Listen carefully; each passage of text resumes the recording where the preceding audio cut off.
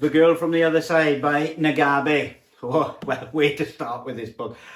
I got the deluxe editions, which basically contain volumes 1 to 11 with then extra short story volume at the end. So essentially 12 manga tankobon volumes condensed into 4 hardback volumes.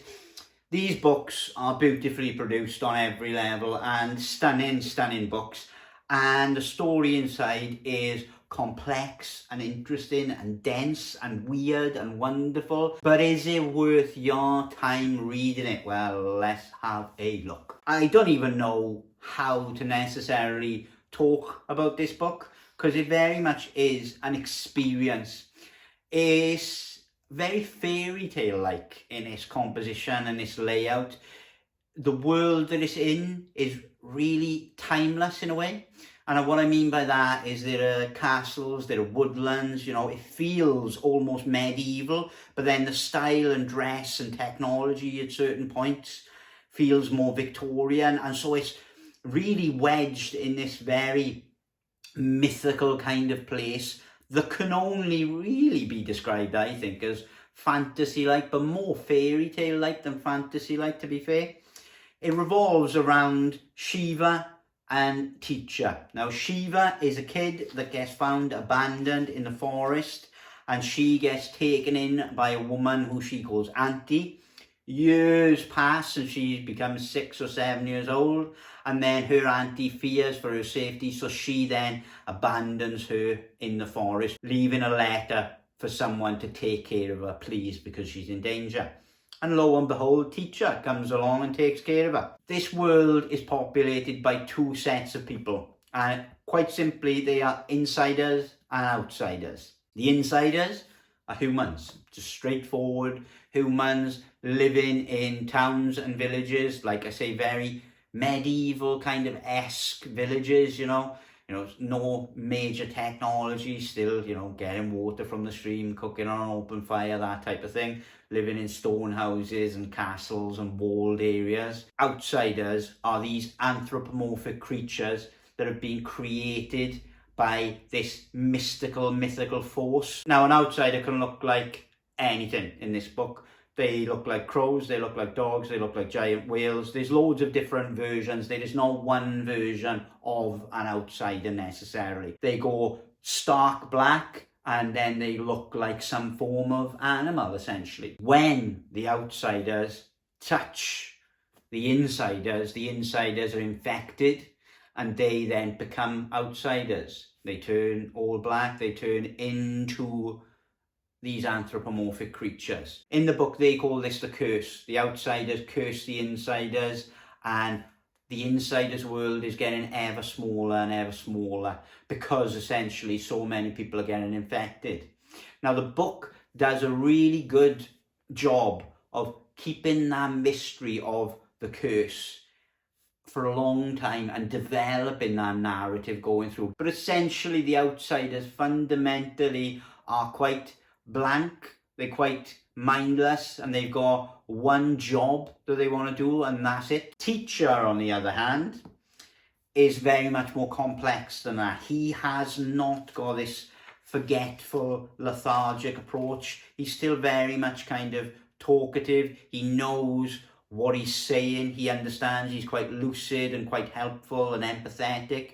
And so when he finds Shiva abandoned in the forestry, he gets almost this renewed sense of life and purpose because he himself, you know, has been alone in the forest for ages. There's a feel to this book where it's very relaxed, but then now and again, because it's so relaxed and because the characters are so nice and you feel so much empathy for them and their conversations and about their wants and needs in life, that when something bad happens, it instantly kind of picks up the pace and you can feel the tension a bit. And so there are dangers in this world, and when the dangerous part kicks in, it really feels it. But often there's great parts of this book where it's just Shiva and Teacher, you know, having tea parties, you know, Teacher not being able to eat, but him just wanting to please this girl and wanting to make her feel comfortable and taken care of until her auntie comes back for her, all the while making sure not to touch her because he doesn't want to infect her with this curse that he's got. The relationship between teacher and Shiva is at the heart of this entire series. It really is kind of central to the entire thing, this relationship between Shiva and teacher in terms of them wanting to help each other and wanting to basically live their lives in peace and harmony as much as possible. But all of these other things keep creeping in to disrupt that peaceful life that they're trying to etch out for themselves. And slowly but surely you're introduced to kind of things coming from the inside to the outside, because they're often, you know, dumping bodies, people who have been infected, and they're coming out to search for certain things. And you slowly but surely introduced to the insiders and how they see the world. Because the crucial thing about the first opening of this book is you understand a bit about how teacher sees the world. He doesn't understand why he's an outsider. He doesn't understand why all of these things are happening. But equally, he can explain how he feels and how he perceives the world. And Shiva, similar as well. But then you get another aspect of the world from the people on the inside who live in total fear of the curse and who would do anything to stop it spreading, and they despise the outsiders for spreading it. The religious stories and texts in this book are really interesting as well, because Nagabe does a great job creating this world from the ground up. So he creates this almost kind of fairy tale landscape, creates the outsiders and the insiders, but then he also creates their style of dress, the way they live, their culture, their religion as well, and their religious beliefs. And a lot of their of how they interpret the curse and this fight between good and evil, as some of them see it, is through religion. And their religious beliefs are really fleshed out massively in this. And again, and as you're going forward, religious leaders on the inside think Shiva is special and unique, and they need her to hopefully put an end to the curse in some way. But teacher is obviously trying to protect her and trying to make sure she lives as good a life as possible. So he's opposed to them doing anything with her. And so you get these two aspects really. Both teacher and Shiva are very unique people. Shiva is seen as this very unique, powerful soul that can kind of almost change the fate of the curse for people. And teacher is seen as this very strange and unique outsider who has an opinion of the world and a conscience that is totally unlike any of the other outsiders. So it's both these two beings that are like fish out of water essentially, and the story really does focus in on them massively. One slight criticism that I'll have of this book is that from the get-go it focuses on Shiva and teacher's relationship. They bond and their love for one another as it builds over time.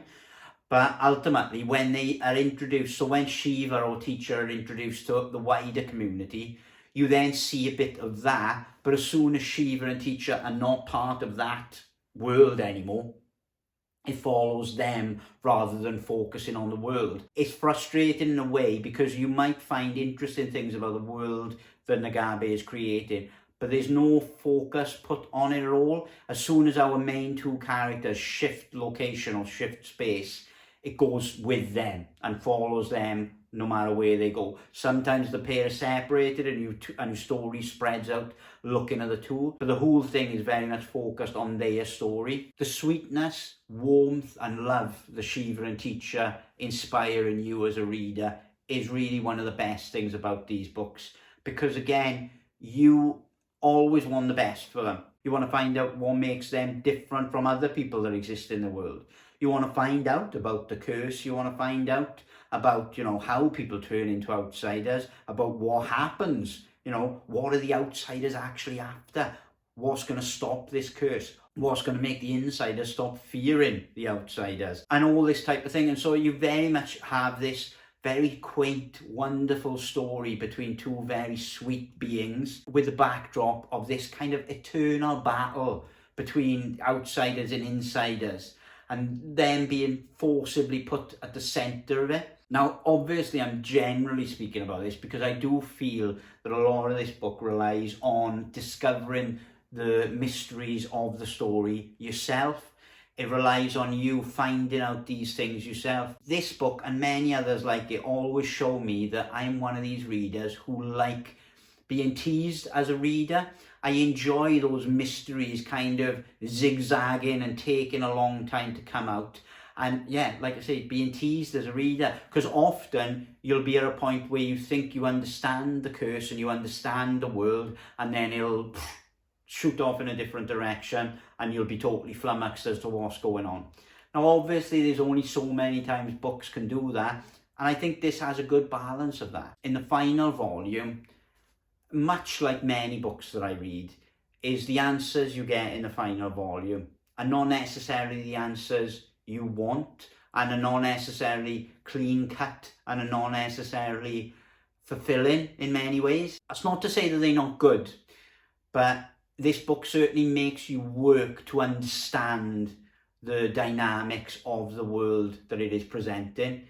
And being a fairy tale, fairy tales from, you know, the Grimm brothers forward, they're always very subversive and very multi-layered in how you can interpret them. And this is similar, is you can interpret the ideas and the finishes and all the different elements of this story in many ways going through it. Like many books I read, I enjoyed the journey far more than the ending. The journey and that relationship between teacher and Shiva was what really intrigued me and kept me reading forward. I certainly didn't dislike any of this book at all.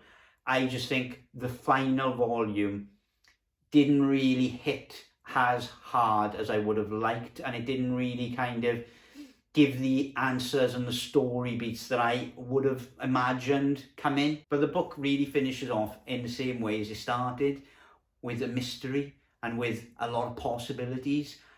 And part of me likes that. I gotta be honest, I like ambiguous kind of endings and story arcs and different directions that you could talk about, because ultimately it makes the story worthy of rereading and talking about it. Because a clean cut ending often isn't the best, and maybe it wasn't the best for this series, but equally I'll have to reread it again and again and see if I come to more firm ideas as to what the author wanted the reader to kind of have at the end of this series. But certainly the journey of seeing Shiva and teacher go through this world, go through all the threats in this world and all the different things, was fascinating and wonderful and loving and really intriguing on every level. The artwork is kind of scratchy and wonderful. I got no issue with the artwork at all.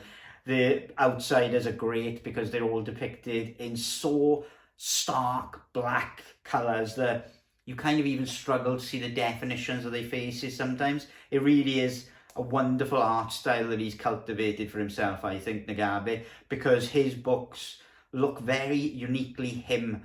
And, you know, they're not ultra detailed, but they've got enough detail to bring you in and to link you with that character in meaningful ways and to really showcase the world in meaningful ways. I could only recommend you read this, but I will say that if you don't like books that tease mysteries out, if you don't like books with ambiguity in characters and story arcs and confusion with the main characters, then you're not going to probably like it. But it certainly is worth picking up maybe the first volume either digitally or in paperback or anything like that and seeing what you think. But ultimately, Girl from the Other Side by Nagabe is worth a look, I would say. So thank you very much for watching, and I will catch you on the next one.